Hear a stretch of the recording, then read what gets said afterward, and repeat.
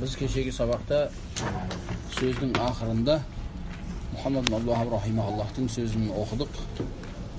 Bir vaqtlar o'tib odamlarga shayton ixlosda, solihlarda, yaxshilikda bo'lgan odamlarni kemsituv suratida ko'rsatdi. Және shirkni solih odamlarni yaxshi ko'ruv, және ularga yeru suratida ko'rsatdi deb aytdik. Solaymi? Sodan maqsad ne ekanini kim aytib beradi?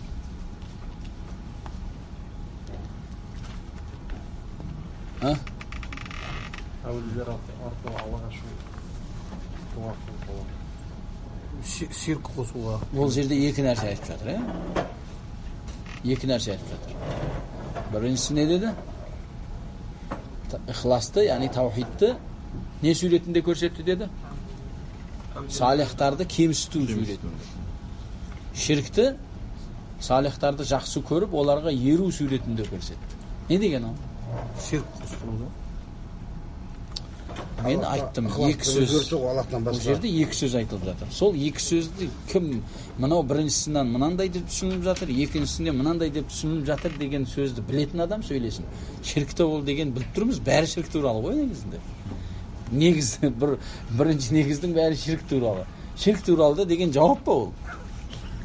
Түсінікті ме жоқ па? Бәрі ширк туралы ғой. Мен сұрап жатқаным түсінікті ме, мәселе жоқ па? Muhammed Abdul Wahhab rahimahullah айтты, не деп? Сондай бір уақыттар өтіп, шайтан ихласты, яғни таухидты, салихтарды не қылу? Кемсіту туралы. Кемсіту деп көрсетті. Ихласты. А ширкті сол салихтарды жақсы көру, және оларға еру деп көрсетті. Не деген ол?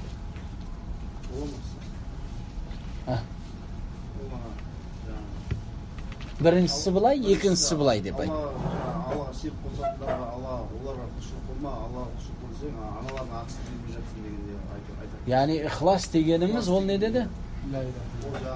Біз білген ихласты әулиелерді құрметтеу деп. Құрметтемейді деді. Олар құрметтемейді де біз. Яғни Аллахтың жалғыз өзіне құлшылық ету керек. Құлшылық ол әулиелерге, пайғамбарларға, жақсылықты өткен адамдарға болмайды ол құлшылық. Құлшылық деген Аллахқа болу керек деген сөзді олар не деп қабылдады? Шайтан оларға не деп түсіндірді? Әулиелер жамандап жатыр. Демек, бол дегені егер айтатын ихлас осы болса, демек бодан мақсат жақсылықта жүрген салих адамдарды кемсітіп жатыр болар деген мағына. Яғни оларға дуа қылмаңдар, олардан дуа нәрсе талап етпеңдер, олардан қорқпаңдар, олардан үміт етпеңдер дегені, демек сендер әулиелерді құрметсіз қылып жатсыңдар деген мағынада көрсетті шайтан. Түсінікті ме жоқ па? Шайтан сөйтіп көрсетті. Содан қашан әулиелер туралы бірнеңке деп сөйлесең, олар әулиелер жек көреді дейді. Түсінікті ме жоқ? Біздің аталарымызды мойындамайды дейді. Түсінікті ме? Сондай құрметті өткен қанша кереметтері бар адамды аталарымызды не қылып жатыр дейді? Кемсітіп жатыр деп шайтан сөйтіп үйретті. Қара қандай әдемі нәрсеменен үлкен бір жамандықты, сыртынан әдемі болған нәрсеменен үлкен бір жамандықты таратып жатыр. Түсінікті ме жоқ па? Барып тұрып пәлен, мысалы, әрбір елде өздері әрбір не шығыс болсын, мысалы, өзіміздің елде батыс болсын, оңтүстік, солтүстікте әрбір жерде бір танықты не әулиелер бар. Зиярат қылатын жерлер, қабырлары, солай ма жоқ па? Бір адам Аллахқа болған ихласпенен құлшылық ету керек. Дуа деген ибадаттан. Солай ма жоқ па? Дуа деген не ол? Ибадаттан. Таваф бол ибадат. Солай ма жоқ па? Осылардың барлығы Аллах субханаху ва тааланың шариғатында болу керек. Аллахтың шариғатында ол Аллахқа болу керек деген нәрсені айтсаң, бол дегені сен мына әулиелерді таста деп жатсың ғой, дейді. Оларға бармау керек. Олардан сұрамау керек. Демек сен оларды не қылып жатсың дейді? Кемсітіп жатсың. Оларды құрметтемей жатсың дейді. Түсінікті ме жоқ па? Тура мынау бидаттан қайтарсаң, бұл мәулид бидат десең не дейді? Сен пайғамбарды жақтырмайсың сен дейді. Пайғамбарға салават айтқың келмейді дейді. Неге? Біз мәулидте салават айтамыз дейді. Түсінікті ме жоқ па? Біз мәулидте не қыламыз дейді? Салават айтамыз. Демек сен мәулидтен қайтарғаның, сен пайғамбарды жақсы көрмегеніңнің белгісі. Түсінікті ме жоқ? Сен бидаттан қайтарып жатсың. Сені не деп түсіндіріп жатсың? Шайтанның уахида болды барлығы. Не шайтан, жындардың шайтаны, немесе адамдардың шайтаны. Адамдардың шайтанының әсері бұл жерде жынның шайтанынан көре қатерлілік, себебі ол олармен бірге. Солардың көрінісінде, солардың тілінде сөйлейді. Түсінікті ме мәселе жоқ па? Шайтан не қылыпты? Аллахқа ықыласпенен құлшылық ету деген ықыласты, ибадатты, таухидты не көрінісінде көрсетті? Әулиелерді, жақсылықта жүрген адамдар, өткен адамдарды кемсіту деген сөзді айтты. Үйретті оларға. Уасуаспенен өзінің бұзық шариғат жеткізушілерменен осылай нәрсені таратты. Бұл біріншісі. Екіншісі не деді? وَأَظْهَرَ لَهُمُ الشِّرْكَ بِاللَّهِ فِي صُورَةِ مَحَبَّةِ الصَّالِحِينَ وَاتِّبَاعِهِمْ. Şirk. Ol ne edi şirk? Şirk ol en tec'ale lillahi nidden ve huve halakak. İbn Masud'un hadisinde. Allah seni жаратқан екенін біліп, оған басқа біреуді не қыласың? Серік қосасың. Солай ма жоқ па? Осылай десең, олар не деді? Әулиелерден сұрау, қабырлардан сұрау, оларды жақсы көруден, ибадаттан емес дейді. Түсінікті ме мәселе жоқ па? Біздің мынау істеп жатқанымыз не ол? Ибадат емес. Сен айтып жатқан, біз мысалы дұрыс ақидамен біліп тұрған мынау сен айтып жатқан ширк, олардың шайтан арқалы көрсеткен діндерінде не ол?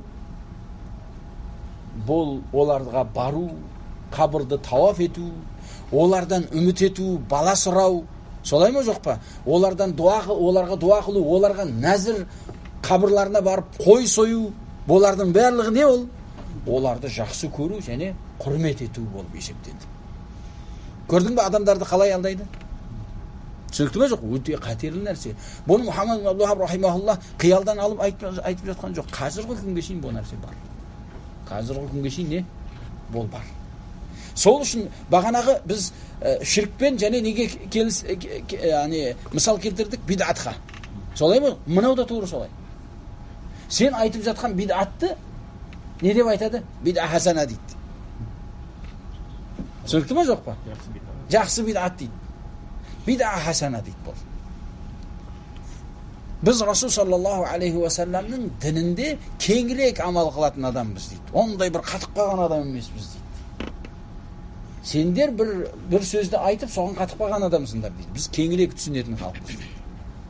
Түсінікті ме жоқ па? Осы пәленші түгеншелерге ерумен істеп жатырмыз деп кейбір адамдарды алып келеді.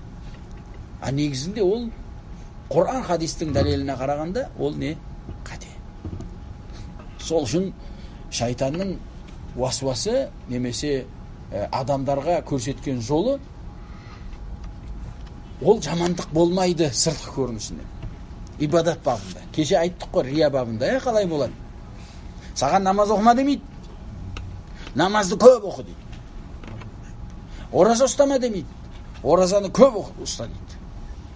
Намаз оқисың, көп оқығанынан әйеліңді де ұмытасың, бала шағаңды да ұмытасың.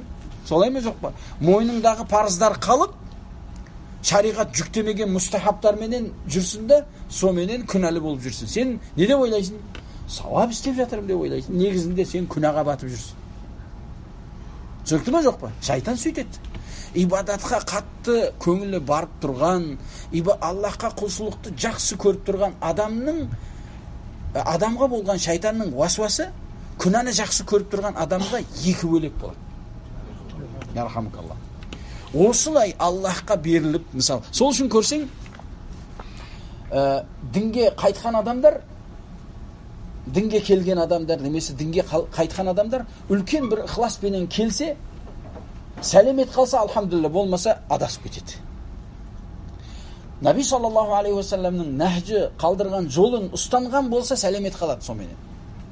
Немесе, егер соны білмесе, не оңға, не қаттылықпенен, немесе жеңілдікпен адасып кетеді. Не ифрат, не тафрит дейді ғалымда. Түсінікті ме? Сол үшін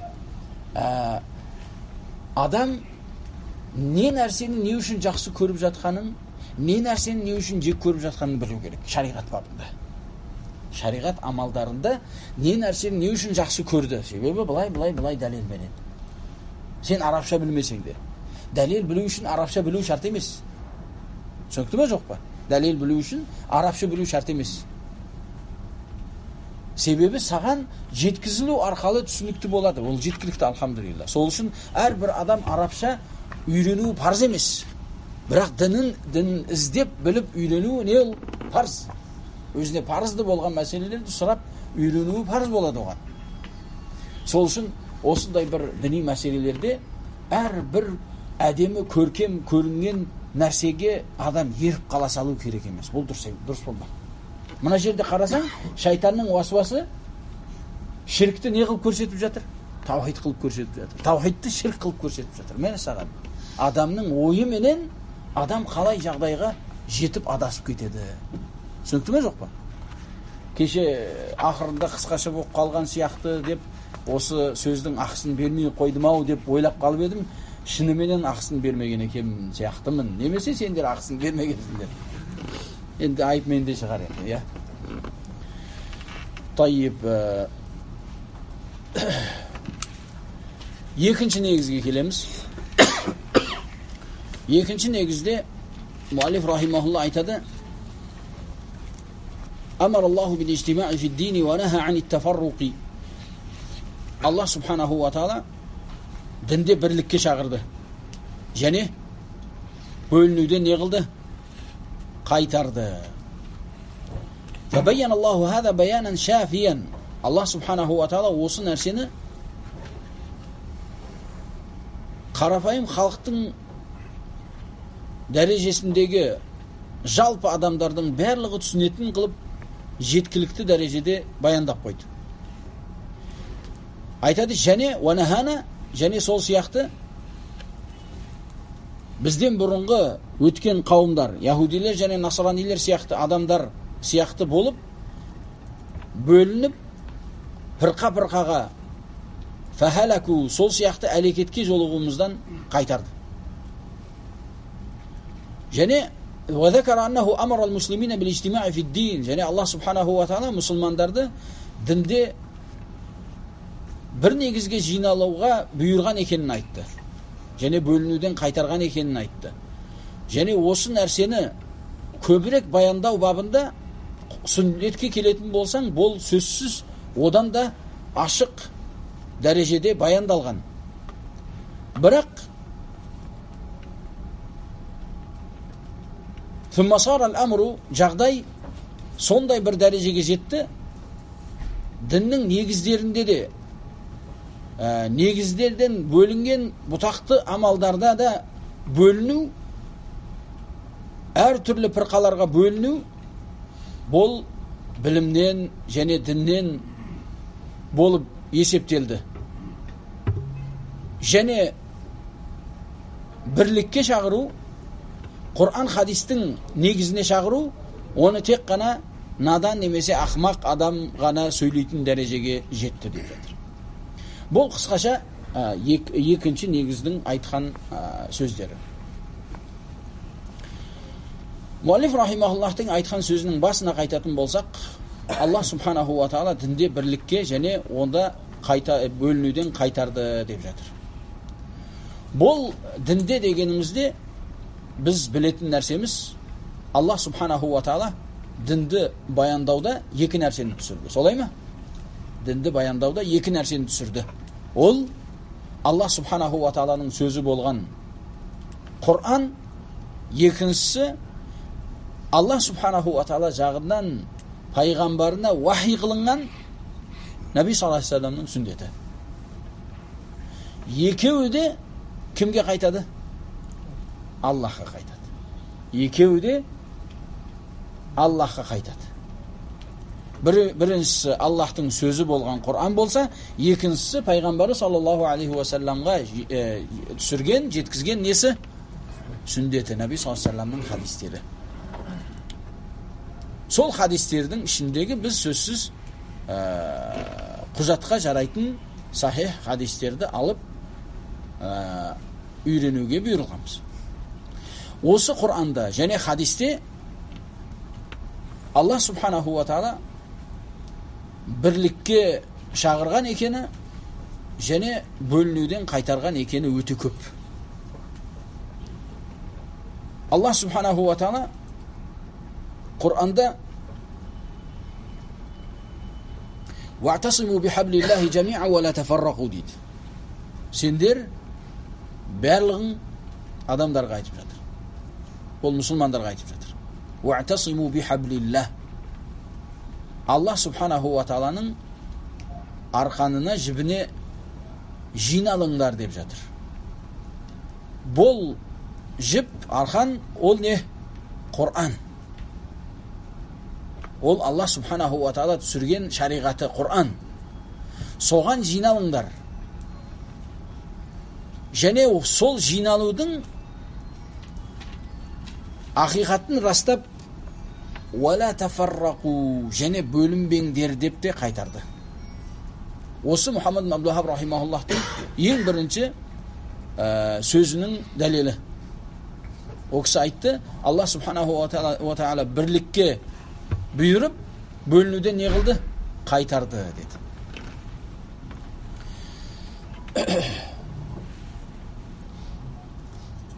Негізінде момындардың бірлігі Аллах субханаху ва тааланың бір екені және пайғамбарының бір екенінен шығып келетін нәрсе негізі.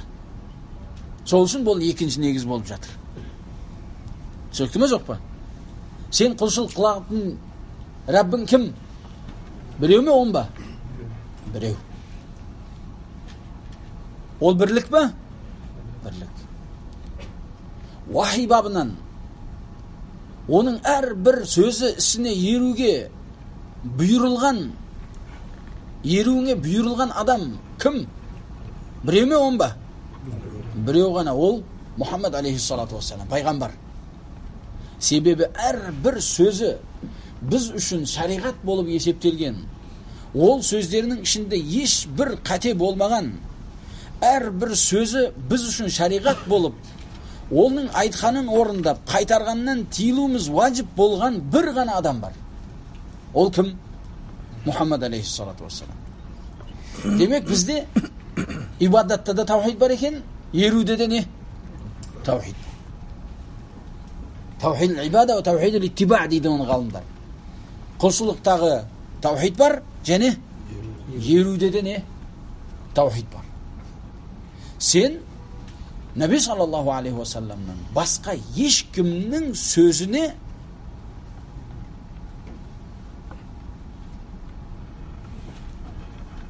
еруің парыз емес. Түсінікті ме?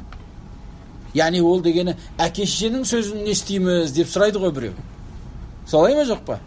Біз еруді, мойынсынуды әке-шешенің мәселесінде қаяқтан алдық? Құран, хадистен алдық. Түсінікті ме жоқ па? Демек, көршіге жақсылық қылуды да, әке-шешеге мойынсынуды да, мұсылмандардың патшасына мойынсынуды да, үлкенді құрметтеу, кішіге мейірімді болу, болардың барлығын қаяқтан алдық? Шариғаттан, Құран, хадистен алдық. Егер соларды болмағанда бізге важип емес еді солар. Сол Құран, хадисте болмағанында бізге сол істерді істеу не болмайтын? Важип болмайтын. Демек, важиптықты қаяқтан алдық? Хадистен, Құраннан, хадистен алдық. Демек, біз құлшылық етуде де жалғыз Аллахқа құлшылық етеміз, еруде де жалғыз ғана пайғамбар саллаллаху алейхи ва салламға ғана ериміз. Қалғандарының сөздері пайғамбардың сөзіне келсе, сай келсе, қуанып аламыз. пайғамбардың сөзіне сай келмесе, оның сөйлеушінің өзіне қараймыз. Егер пайғамбар саллаллаху алейхи вассалам сүннетіне еруменен танылған, жақсылықта болған адам болатын болса, айтамыз, осы жерде қателесіп қалған сияқты деп, о кісінің қатесіне Аллах кешіруін сұрап, дуа қылып, сосын сөзін жай алмай-ақ қоя саламыз. Түсінікті ме, жоқ па? Жай алмай-ақ қоя саламыз. Егер ол пайғамбардың сүннетіне қарсылықпенен, көріп тұрған нәрсесінен бет бұрып бас тартып қабылдамаумен танылған болса, өзінде сөзінде тастайсың онда.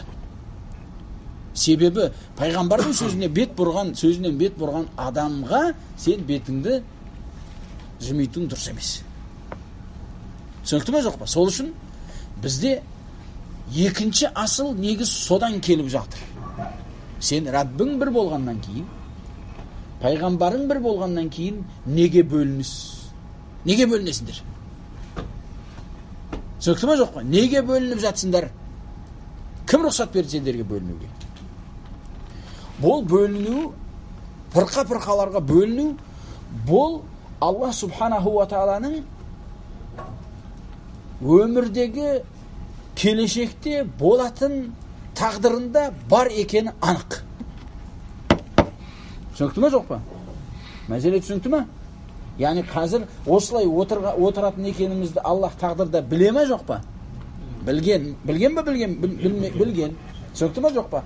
Тура сол сияқты бүткіл қияметке шейін болатын нәрсенің бәрін білген бе? Білген. Ол анық нәрсе. Солай ма, жоқ па? Енді бізге келеді, осы үмбетте, ол өзімізден бұрынғы яһудилер болсын, насаралар болсын, олардың бөлінулері, мұсылмандардың қияметке шейін бөлінулері, осылардың барлығын Аллах біле ме, жоқ па? Біледі. Білгеннен кейін осы нәрсені Аллах субханаху ва таала бізге болатын екенін біліп тұрып бізге ескерткен. Бұл Аллахтың мейірімділігі. Түсінікті ме, жоқ па? Келешекте хадисте айтамыз оны.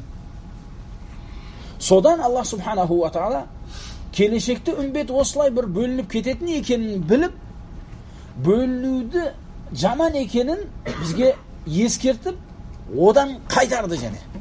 Не деді? وَاعْتَصِمُوا بِحَبْلِ اللَّهِ جَمِيعًا وَلَا تَفَرَّقُوا деді. Аллахтың шариғатына, Құранға, хадиске жиналыңдар, және одан не? Бөлінбеңдер деді. Түсінікті ме, жоқ па? Бұл Құранда. Осыған ұқсаған бірнеше мағынадағы аяттар бар. Хадиске келетін болсақ, тура осы аяттың мағынасындағы хадис бар. Наби саллаллаху алейхи вассалам айтады, өткенде бұл Ибн Саъди рахимахуллахтың хадис жиналмасын оқығанымызда, осы хадисті қысқаша болса да үйреніп өткен едік. Естіген, тыңдағандар болса біледі бұны. Наби саллаллаху алейхи вассалам айтады, инналлаха ярда лакум салатан ва ясхату лакум салатан. Аллах сендерден болатын үш нәрсені разы болып жақсы көреді, үш нәрсені жек көреді деп жатыр. Солардың ең біріншісі, разы болатын нәрселердің ең біріншісі біздің мына бірінші негіз. Ол не? Ан та'будуху ва ла тушрику бихи шай'ан. Аллахқа құлшылық етулерің және оған ешбір нәрсені не? Шерік қоспауларың. Мына бірінші негіз бол. Мұхаммад ибн Абдул-Ваххаб рахимахуллахтың бірінші негізі ол Аллах разы болатын, жақсы көретін нәрсенің біріншісі. Екіншісі не десе? Екіншісі ан та'тасиму бихаблиллахи жами'ан ва ла тафаррақу. Аллах субханаху ва тааланың шариғатында бірлесулерің, шариғатына жиналуларың және одан не? Бөлінбеулерің. Үшіншісі не десе? Ертең оқитын үшінші негіз сол үшінші нәрсе. Ол не ол? Айтады Наби саллаллаху алейхи ва саллям, Аллах субханаху ва таала сендердің істеріңді оған билігін тапсырған, берген адамға шариғатқа сай насихат етулерің, яғни мойынсұнуларың. Ол ертең алатын не? Үшінші негіз. Демек, бірінші, екінші, үшінші негіз Аллах субханаху ва таала осы бағанағы хадисте үш нәрсеге сендерден разы болады деген үш нәрсе осы. Бірінші, екінші, үшінші. Демек, бағанағы аяттың мағанасы тура мына хадисте келіп жатыр. Және осы нәрсені Наби саллаллаху алейхи ва саллям жеткізген. Жеткізгенде бізге қайтару суретінде емес, хабар ретінде жеткізген. Ол хабардың мағынасы қайтару. Наби саллаллаху алейхи ва саллям айтты, яһудилер 71 пірқаға бөлінді деді. Насранилер 72 пірқаға бөлінді дейді. Осы үмбет, осы дін иелері, басқа бір аятта «Васатафтариқу хадихил миллах» дейді. Милла деген осы дін иелері, яғни исламдағы адамдар 73 пірқаға бөлінеді деді. Барлығы тозақта, біреуі сәлемет болады деді. Осыны ғалымдар не дейді? Фирқа наджия таифал мансура таифасы деп айтады, жамағат. Осы жерде Наби саллаллаху алейхи ва саллям бұрынғы үмбеттің бөлінгенін айтты. Бұрынғы үмбеттің не? Бөлінген. Олар 71 пірқаға және 72 пірқаға бөлінген екен. Мына үмбет 73 пірқаға бөлінген. Не деген ол? Хабар ма бұл? Тарих айтып жатыр ма? Жоқ, бізге ескертіп жатыр. Себеп Аллах Құр'анда сендер өздерінен бұрынғы оларға құжат дәлел жеткеннен кейін пайғамбарларының жолын тастап әртүрлі жолдарға бөлінген адамдар сияқты болмаңдар деген аятты түсіріп қойды. Мына хадис соның мағынасында. Көрдің бе? Құр'ан хадистің негізі бір. Сол үшін бұл бір-біріне қарсы келмейді. Сол сияқты Ахлус-сунна уал жамағаттың ғалымдарының сөзіне қарайтын болсаңдар бір түрлі. Неге? Себебі барлығы осы екі негізге қайтады. Бір бұлақтан 2 стаканда шай су ішсең, екеуі 2 дәмді болуы мүмкін ба? Мүмкін емес ол нәрсе. Солай ма жоқ? Ол мүмкін емес. Сол үшін қарасаң Құр'анның айтқан нәрсесі хадистің айтқаны. Хадистің айтқаны Құр'анның айтқаны. Бір сахабидің айтқанын қарасаң, бір сахабидің айтқанымен сай келеді. Ахлус-сунна уал жамағаттың ғалымдарының жалпы жиналған мәселелерін қарайтын болсаң, бір-біріне қарсы мүлдем қарсы келмейді. Қарсы келген біреу болатын болса, бүтін ғалымдар біледі соны. Осы жерде пәленші қате қылған деп бәрі біледі. Неге? Сол бағанағы мынау бұлақтың суына қарсы келіп жатыр бағана. Бәрі біледі оны. Бірден ішкенде дәмін біледі. Мына бұлақтікі емес. Мынау біз ішіп жүрген бұлақтікі емес. Бірден біледі оны. Ішіп жүрген адам біледі оны. Түсінікті ма? Енді бір қариялар бар ғой. Енді сонша олар мықты шай ішуде. Сондай мықты, мен жамандап жатқан жоқпын. Бар нәрсені айтып жатырмын. Келіндері шай демдеуден бұрын шай көп ішетіндер біледі оны. Мен негізінде айыра алмаймын. Айыратын адамдарды айтып жатырмын мен. Шайнекті шай демдеуден бұрын бір ыстық суменен шай жіберіп, сосын шай демдемесе, біліп қояды ана қария. Сен шайнекті шайдың ба жоқ па дейді. Себебі анау суып қалғанда өзі. Шайылмаған шайнекті біледі ол. Бірден біледі. Мынау шайылмаған шайнекке шай демдеп келген. Негізінде ол бір рет ыстық сумен шайылып жіберу керек. Бағанағы не дейді, шайнек ысу керек. Содан кейін оның үстіне не? Шайды құю керек. Сөйтпесе біліп қояды ананы. Неге? Тәжірибесі бар. Білімі жоқ оның. Бірақ тәжірибемен біледі. Бірден дәмін біледі. Самаварда қайнаған шайменен токпен қайнағанды бірден біледі. Түсінікті ме жоқ па? Неге тәжірибе? Бұл ашин бір мысал. Ғалымдардың тәжірибелері, олардың білімдері біреудің айтып жатқан сөзінен біледі. Мынаның үстінде нүр бар ма, жоқ қараңғылық па? Түсінікті ме жоқ па? Біреу айтып жатқаннан біледі. Мына нүр ма, қараңғылық па? Хадис естеді ғой бір хадисе, айтады, мына хадис болу мүмкін емес ол дейді. Әлі иснадын көрген жоқ, бірақ біледі, мынау хадис болу мүмкін емес ол дейді. Себебі олар тек қана иснатты білмейді, олар хадистің дәмін біледі олар. Дәмін біледі. Оған өмір беру керек адам, өмірін беру керек. Сол үшін Ибн Мадини рахимахуллахқа келіп, біреу айтады, не ол бір хадис айтсаң, заиф дейсің, мынау хасан дейсің, анау мынау. Не ол дейді, қаяқтан алып жатсың? Сөйтсе, атарифу сайрафи дейді. Алтын сататын адамды білесің бе дейді, алтын сататын. Иә, білемін дейді. Сол алтынның таза алтынмен таза еместі қаяқтан біледі десе, біледі да ол дейді. Себебі оның қолында аппарат жоқ. Қазір аппарат бар ғой, қоясын, Қазір бәрі калькулятор ғой енді. Қойсаң есептеп шығарып береді бәр нәрсені, дұрыс па? Олар былай ұстап біледі оны. Көріп біледі. Оқу керек емес оған. Оған өмір керек. Солай ма жоқ па? Сен де ұстап тұрсың, ол да ұстап тұр. Бірақ сенің қолындағы өтірік алтын, оның қолындағы шын алтын. Солай ма жоқ па? Бағасы бір. Солай ма жоқ па? Оны қаяқтан біліп жатыр? Өмір кеткен оған. Тәжірибе кеткен. Тура сол сияқты Ахлус-сунна уал жамааттың өмірлері, олар Құранға бағыштаған өмірлері, хадиске бағыштаған өмірлері, осы шариғатқа бағыштаған өмірлерінен қай бір сөздің үстінде нұр бар, қай бір сөздің үстінде қараңғылық біліп тұрады. Сол үшін ғалымдар мына дұрыс емес десе, таң қалма. Сенің көзіңде ана сөздің үстінде жарқырап тұрған ай тұр. Айдың күннің нұры тұр. Сенің біліміңде. Себеп сен надансың да сен. Ана ғалым біледі, мына сөздің үстінде, жасырын нұрдың үстінде қараңғылық қаптап тұр. Біледі ол.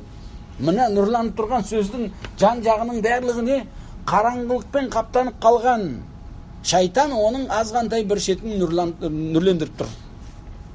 Түсінікті ме жоқ па? Сол үшін қай бір жақта болма, Аллах субханаху ва тааланың сөзі, пайғамбардың сөзі, бұл екеуі бір бұлақтың суындай. Себебі ол Аллах субханаху ва тааланың өзінің уахи қылған шариғаты, біреуі Құран болса, біреуі не? Хадис. Сол үшін қарасаң, бағанағы төбеде айтылған әрбір аяттың артында бір хадис келеді. Әрбір аяттың артында бір хадис келеді. Түсінікті ме жоқ па? Енді негізгі тақырыпқа қайтатын болсақ, Наби саллаллаху алейхи ва саллям осы үмбет осылай бөлінетін екенін білген, айтқан. Оны айттырған кім? Аллах субханаху ва таала. Оның осылай болатын екенін білген кім? Аллах субханаху ва таала. Осы үмбетті жақсылығын, жамандығын баяндауға бұйырылған адам кім? Мұхаммад алейхиссалату вассалам. Осы баяндалған суретті біз табамыз ба шариғатта деген сұрақ келеді осы жерде. Солай ма жоқ па? Яғни үмбет осылай бөлінеді екен. 72 пырқа бөлінеді екен. Оның барлығы тозақта, біреу жаннатта болады екен. Осымен сәлеметтіктің жолын іздеген адамға табатын бір нәрсе бар ма? Деген сөз келеді. Осындай бір келешекте, осындай жағдайлар болып, Аллах оны біліп, пайғамбары саллаллаху алейхи ва саллям хабар беріп, осындай болатын екен. Оның шешімін айтпаған болуы, бұл шариғаттың кемшілігі болады ол. Түсінікті ме жоқ? Бұл қатерлі нәрсе. Осындай нәрсе болатын екен, яғни даджал. Қандай қатерлі нәрсе? Солай ма жоқ па?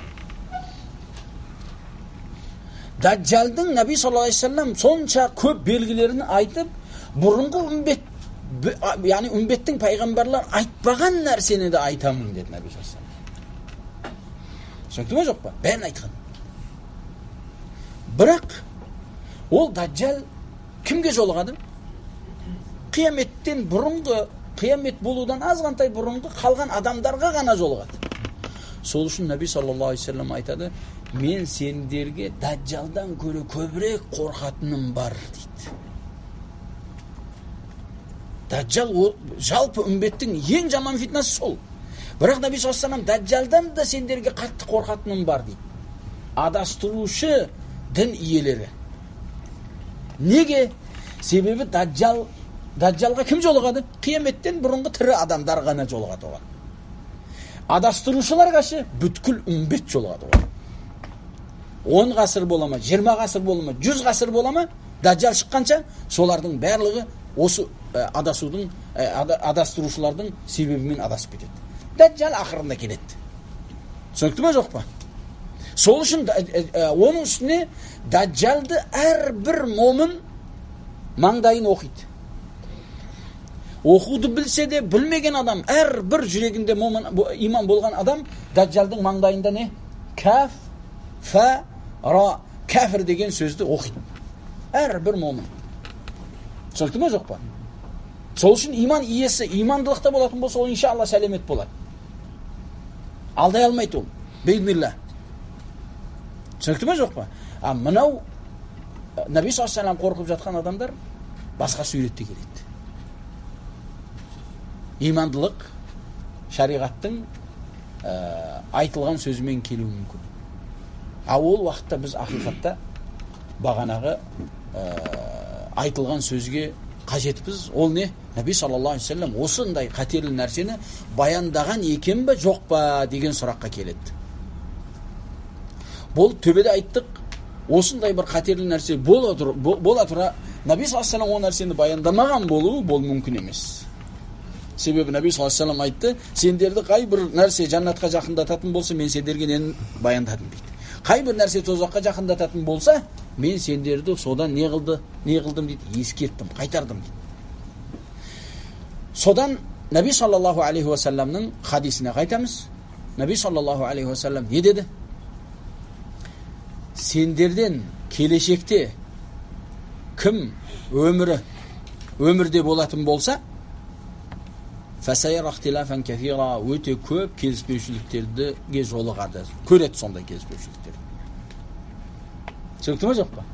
Сендер кімді айтып жатыр? Басталуы сахабалардан. Сендердің қай бірлерің өмірлері де ұзақтық болса, мысалы Ибн Умар, Ибн Аббас сияқты, көп келіспеушіліктерді көресіңдер деді. Сол келіспеушіліктер бар, шықты. Үмбетте бөлінген адамдар шықты. Пайғамбардың қалдырған жолынан, саллаллаху алейхи вассалам, сахабалардың қалдырған жолынан, солардың жолдарынан бет бұрған қауымдар шықты. Соларды кемсіткен, олар білмейді, олардың жолдарынан басқа бір жолдарды өздеріне таңдаған адамдар шықты. Олар кімдер? Ең бірінші шыққанда хауариждер шықты. Түсінікті ме жоқ па? Хауариждер. Мұсылмандардың патшасына қарсы келушілер. Ертеңгі сабағымыздың тақырыбы ол. Түсінікті ме жоқ па?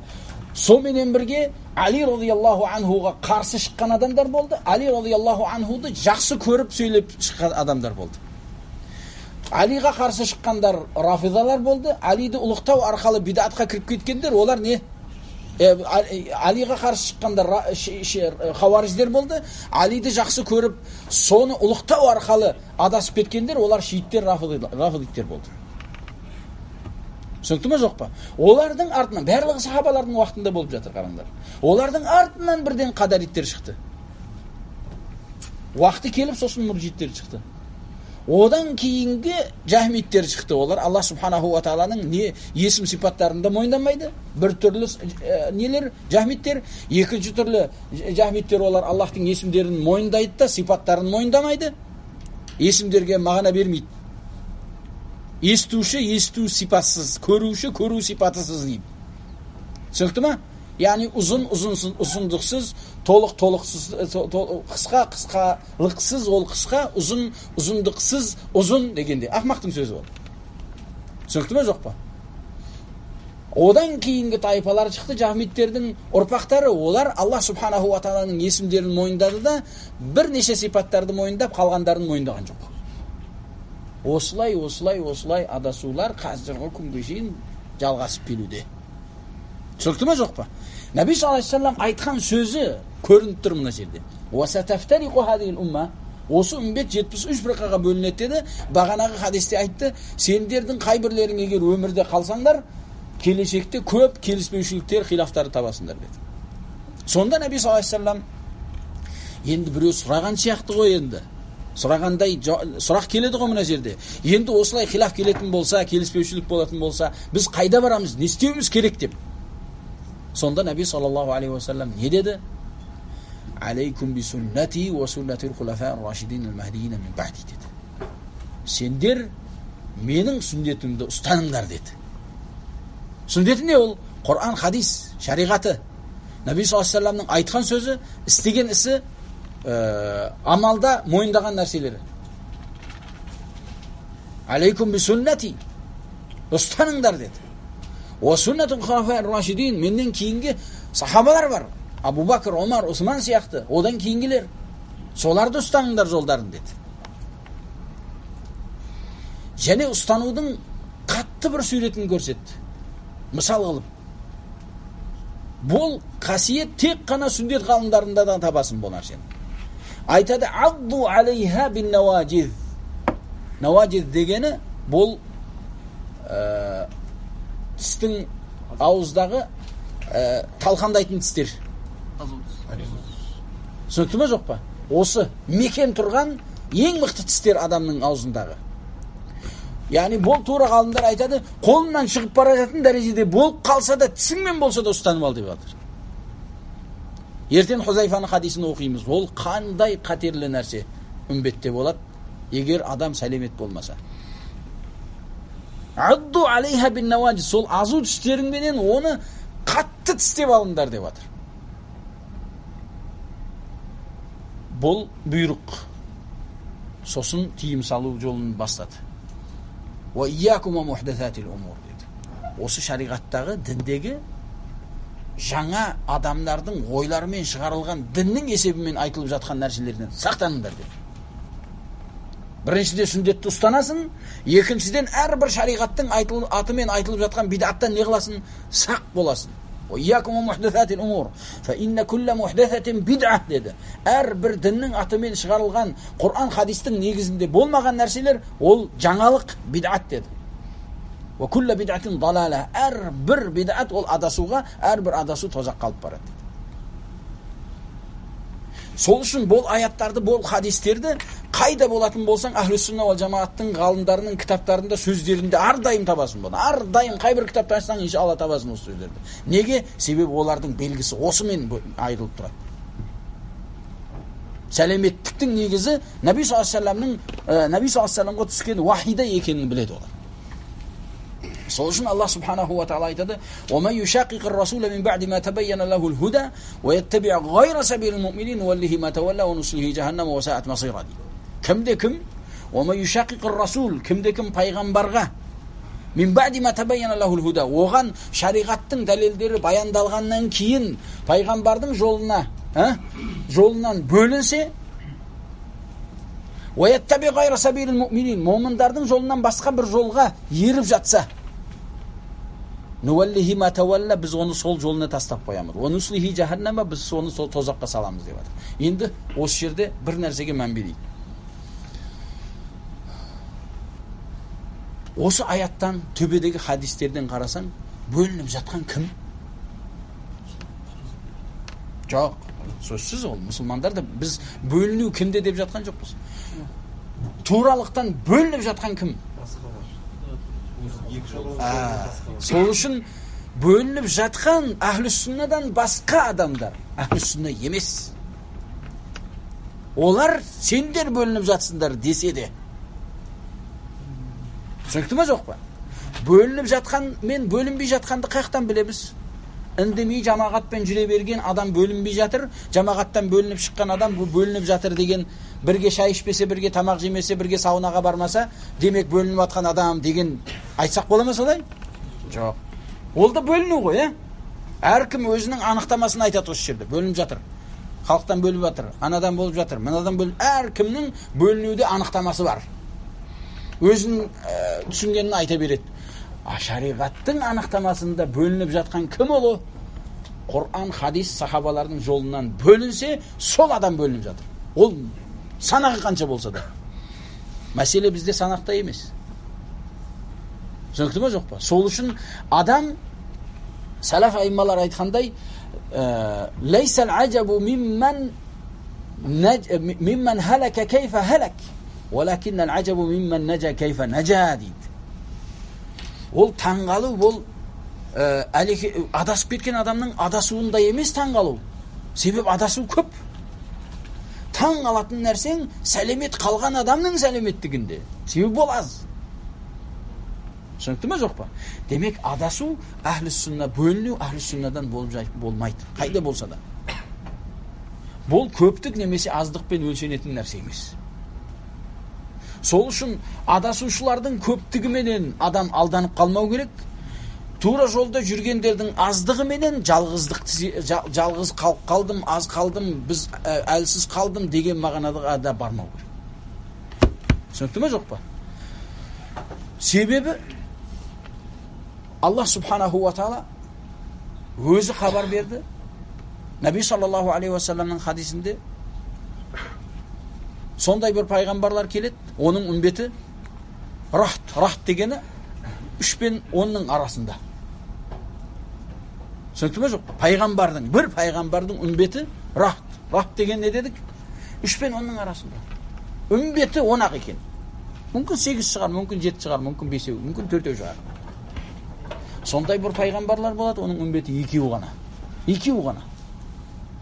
Түсінікті ме, жоқ па? Сондай бір пайғамбарлар келеді, олардың үмбеті жоқ. Түсінікті ме, жоқ па? Бұл не дегені, пайғамбар дұрыс орындамады дегені ме? Жоқ. Пайғамбарлар аманатты Аллах бұйырғандай орындайды. Адамдар қабылдамайды. Сол үшін осы жерде 2 сабақ бар бізге. Біріншіден, сен өзің туралықты дұрыстап үйрен, оған амал етіп, қолынан келгенше насихаттап жеткізуге әрекет қыл. Түсінікті ме, жоқ па? Пайғамбардың ісін істеуге әрекет қыл. Содан кейін ар жағына адамдар қабылдамаса, тыңдамаса, бет бұрса, тура пайғамбарлардың жағдайына сай келіп жатсын. Тыңдаса, алхамдулилля, тыңдамаса, сенің мойныңда ештеңе жоқ. Бірақ өзің дұрыс бол бірінші. Біліміңде, сөзіңде, өзіңнің амалыңда, амалың сөзіңді, сөзің амалыңды қолдайтын дәрежеде, сай келетін дәрежеде болу керек. Сонымен бірге адамдар егер сөзіңді қабылдамаса, енді сен пайғамбарларды солай жағдай болатын болса, сенде не? Оларда Аллах жағынан берілген не? Белгілері болады пайғамбарлық. А сенің қолында ештеңе жоқ. Мусаның асасы болды. Солай ма, жоқ па? Соған ұқсаған әрбір пайғамбарға Аллах субханаху ва тағала өзіне жараса берген аяттарын оқимыз біз. А сенің қолында ештеңе жоқ. Сенің қолында бар нәрсе ол Аллахтың кітабы, пайғамбардың сүндеті, салаф айымаларының қалдырған мұрасы. Содан пайдаланып, сомен жеткілікті.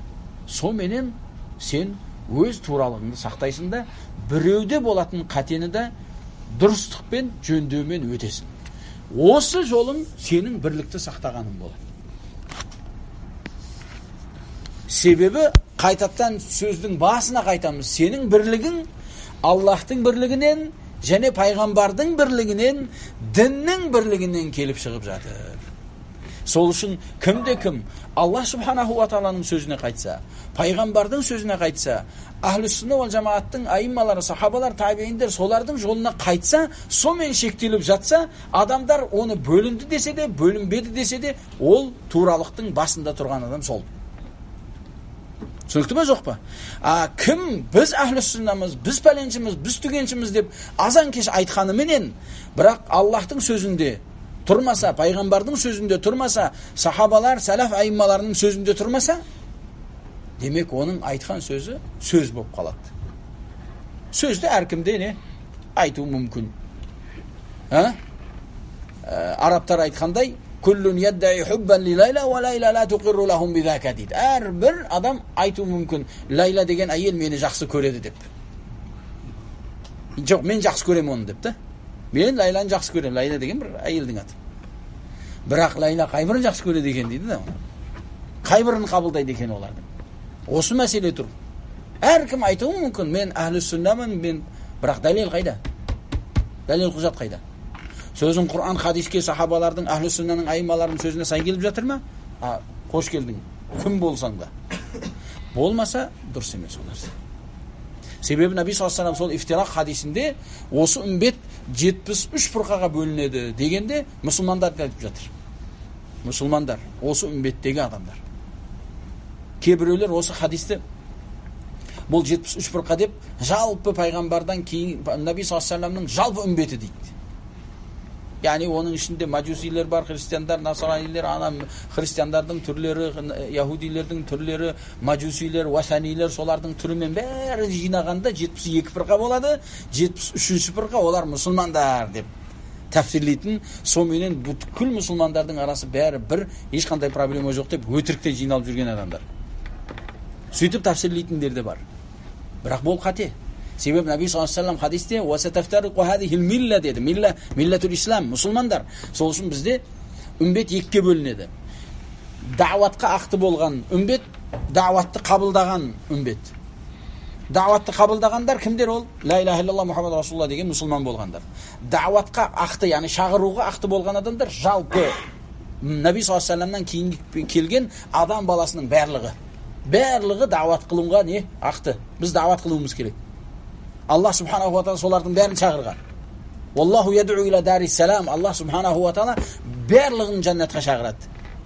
Түсінікті ме жоқ па? Сол баптан, олар барлығы уммату дa'ва деп айтады ғалымдар. Наби саллаллаху алейхи ва саллям сол жерде, сол ифтирақ, сол үмбеттің бөлінуі хадисінде сахабалар сұрайды: "Я Расулаллах, кім бол бір пірқа? Сәлеметтікте қалған пірқа кім ол?" десе, Наби саллаллаху алейхи ва саллям айтады: "Ол менің және менің сахабаларымның жолында болған адамдар" дейді. Сол үшін де қайталап айтамыз, Ахлі сүнна вал жамааттың ғалымдары әрдайым Құран хадисті айту менен бірге сахабалардың жолын әрдайым айтады. Кейбір бидат иелері қазір енді соған әрекет қылып жатыр. Бір-екі аяттарды айтып қояды да, пәленше де бізді сай кеп қалған деп бір жерден сөздерін тауып алады. Шын ба өтірік па әйтеуір. Адамдарды сендіру үшін. Оның өзі оқыған кітаптары менен, ұстанған жолымен қарайтын болсаң, ол жоқ ондай нәрсе оларда. Негізгі білімінде ондай нәрсе жоқ. Бірақ елдерге бізде де сондай нәрсе бар секілді көрсетіп жатыр. Кейбіреулер алсаң қолына кітап ашып алып, сабақ береді де айтады сондай. Мынау аят, мынау хадис деп бір-екі имам Малик айтты, Абу Ханифа айтты дегенде бір-екі сөздерді айтып қояды. Ол Аллаху алам ол. Қаяқтан алып айтып жатыр, шын ба, шын емес па? Түсінікті ме жоқ па? Сол үшін оның негізі дұрыс болмағаннан кейін адам сене бермейді.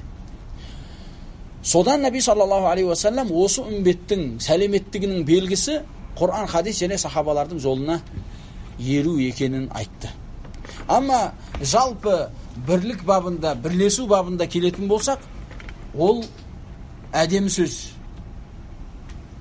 Мысал, қазіргі күндегі көптеген дағуат бабында, саясат бабында таралған әртүрлі пірқалар бар. Кейбір пірқаларды айтса джихадпен шұғылданады, кейбір пірқаларды қарасаң дағуатпен шұғылданады, кейбір пірқаларды қарасаң саясатпен шұғылданады. Мысалы, ихуандар сияқты, таблиғтер сияқты, мынау қаида сияқты, даиштер бағанағы, такфирилер. Олардың да мың түрлері бар. Әр біріне келетін болсаң, әр бірі бір бап болмаса бір бапта адасып кеткен жерлері бар. Сол адасқан жерлері менен олар сүндеттен шығып кетеді. Наби саллаллаху алейхи ва саллям жолына қарсы келу менен адасады. Біреуінде адасу көбірек болуы мүмкін, біреуінде адасу азырақ болуы мүмкін. Бірақ жалпы адасқан екені анық. Түсінікті ме? Олар сол адасулары менен бірге өздерін мұсылмандарды бірлікке шақыру менен әураттарын жабуға әрекет қылады. Мысалы, ихуан мұсылмендер бүткіл үмбетті жинамақшы болады. Неге? Себебі қанша үмбетті жинаса, оның жан-жағында адам сонша көп болады, соменен олар саясатты жеңіп шығады деген өздерінің сөздері бар. Түсінікті ме жоқ? Қанша тіпті сол Абу Бакр мен Айшаны боқтайтын рафидиттерді де қосып алады өздеріне. Болар 5-ші мазхаб негізінде, Джафариттер деп та. Біз 5-ші мазхаб емеспіз, біз Ахлі сүннаданбыз деп тұрған нелерді, адамдарды болар 5-ші мазхаб, вахабистер деп шығара береді оны. Түсінікті ме? Ондай мазхаб жоқ негізінде. Мыналарға келгенде, енді оларда Джафариттер, олар бағана Ахлі бәйттің мазхабында жүрген, жалпы оларда ла илаха иллаллах Мұхаммад Расулуллах дейді деп өздеріне қосуға әрекет қылады. Түсінікті ме жоқ па? Содан қарайтын болсаң, болар жиналулары Аллах талап еткен жиналу болып жатыр ма? Жоқ. Аллах неге жиналыңдар деді? Пәленшінің ойына, түгеншінің сөзіне деді ма? Жоқ. Олар солай қылып жатыр. Мына мазхабқа жиналады, немесе бір пірқаға, немесе жамағатқа, немесе партияға, сондайларға жиналады. Іштерінде нелері болады, сол сөз бастаушылары, сөз тоқтатушылары болады. Түсінікті ме жоқ па? Иелері, мазхабты негіздеушілері болады. Әр бір жамағатқа қарайтын болсаң, негізі бір уақытқа барып тоқтайды. Таблиғқа қарайсың болсаң, 70-80 жылдың жан-жағына барып тоқтайды. Ихуанға барсаң да, Хизбут Тахрир болатын болса да, такфирдің де әр бір таифасының бір бастығы бар. Amma Ahlus Sunna vel Cemaat'ın tariqasına kelетін болсаң, ол жолды бастаушы адам жоқ. Түсінікті ме? Жаңалаушы адам болуы мүмкін. Түсінікті ме жоқ па? Ұмытылғанды жаңалаушы адам бар. Адамдар бар. Наби саллаллаху алейхи ва саллям оны хабар берген. Әр бір ғасырда, әр бір уақытта демекші, Наби саллаллаху алейхи ва саллям не деді? Адамдардың діндерін жаңалап берушілерді Аллах өзі жіберіп тұрады. Наби саллаллаху алейхи ва саллям пайғамбар болып келуінен бастап ар жағына келетін болсаң, әрбір уақытта, әр түрлі үлкен бір фитналар болған уақытта Ахлу сунна вал жамааттың арасында адамдардың туралығын көрсетіп, қатесін баяндап беретін, елдерге дұрыс пен қатені айырып баяндап беретін адамдар шыққан. Сол ғана бізде. Ол имам Ахмад болсын, Шафиғи болсын, немесе одан кейінге өткен ғалымдар, одан кейінге мысалы Шейх Исам Тайми рахимахулла болсын, немесе Шейх Мұхаммад ибн Абдул Вахаб рахимахулла, олардың барлығы өздері бір жол салған адамдар емес. Ешқайсысы. Бәлкім болар Наби саллаллаху алейхи ва салламнан қалған жолды адамдарға жаңалап береді. Яғни жаңалап береді дегеннен жақындатып береді. Ұмытқанды ескертеді. Қатені дұрыстайды, сол. Басқа жамағаттардың барлығын қарайтын болсаң, негіздеушілер бар. Өздері қойған заңдары бар. Соменен жүру керек. Соған қарсы келмеу керек. Ол негіздерін, Құран хадистің негіздеріне салайтын болсаң, қаншасы сай келсе, қаншасы сай келмейді. Себебі мәселе ол жерде сай келу емес, өздерінің заңдарына сай келуі. Сол үшін адам қайда болмасын, мұсылмандардың жамағаты бірлігі, ол Құранның бірлігі және хадистің бірлігіне келіп тоқтайтын екенін білу керек. Соменен сенімі дұрыс болу керек. Сенімі болса да, амалы болса да, мінезі болса да, жақсылығын білу болсын, жамандығын танып тастау болсын, барлығы осы Құран хадистен болып тұрғаннан кейін бірлік осы Құран хадиспенен ғана өлшеніп білінеді. Кім, қандай жамағат иесі болмасын, осы айтып жатқан сөзінде Құран хадиске сай келмесе, демек ол бөлініп жатқан адам сөзінде бірлік болса да. Түсінікті ме жоқ па? Сол біздің мына жерде айтылып жатқан әңгімеміз. Мұхаммад ибн Абдул Вахаб рахимахулла айтады, сол уақыттар өтіп адамдардың арасында бірлікке осы хилафтарменен жүре беру болсын білім болды. Әр түрлі хилафтар, бір-біріне қарсылық, әркім өзінше жүре беру, бұл мейірімділік болып қалды. Қойсайшы тиме, сен маған тиме, мен саған тимеймін. Солай ма жоқ па? Мейірімділікті алға қойып, адамдарды алдау. Осы бір дін болып қалды. Адамдарды арасында болатын келіспеушілікті Құран хадиске қайтарып, дұрысын дұрыс деп, қатесін қате деп баяндауды, бұл тек қана тентек адамдар, надан адамдар, адамдардың арасында фитна қылушылар деген мағынаға жетті. Бұның барлығы Наби саллаллаху алейхи ва салламның шариғатынан ұзақ болған сайын, немесе білсе де білген нәрсесіне амал қылмағандықтан келіп шығатын бұл кемшілік. Аллаху алам. Субханаллаху.